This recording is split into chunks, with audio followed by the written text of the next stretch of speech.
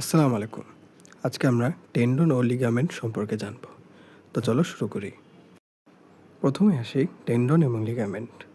Tendon হচ্ছে অস্থির সাথে পেশির সংযোগ, অন্যদিকে লিগামেন্ট হচ্ছে অস্থির সাথে অস্থির সংযোগ।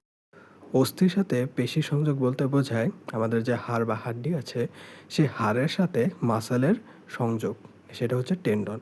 অন্যদিকে হাড়ের সাথে হাড়ের যে সম্পর্ক সেটা হচ্ছে এই লিগামেন্ট। এবার যদি আমরা টেন্ডন সম্পর্কে একটু কিছু জানি, এই যে টেন্ডন যেটি অস্থির সাথে পেশির সংযোগ, এটি ঘন শ্বেততন্তুময় যোজক টিস্যু দিয়ে গঠিত। এর স্থিতিস্থাপকতা খুব কম, অর্থাৎ সহজে বাঁকানো যায় না, বেশ শক্ত, ছিঁড়ে যাওয়ার সম্ভাবনা কম।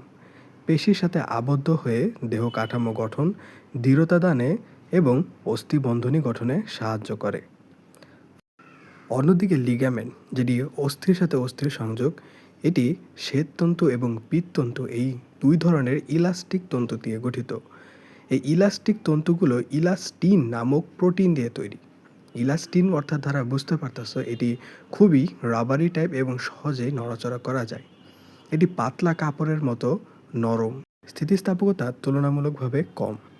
তার মানে বোঝাই যাচ্ছে সহজে এটা আমরা নড়াচড়া করা যায় এবং হাড়গুলো স্থানচ্যুত ও বিচ্যুত হয় না। তো এই ছিল ভিডিওটা। ভালো লাগলে অবশ্যই লাইক করবে। ধন্যবাদ।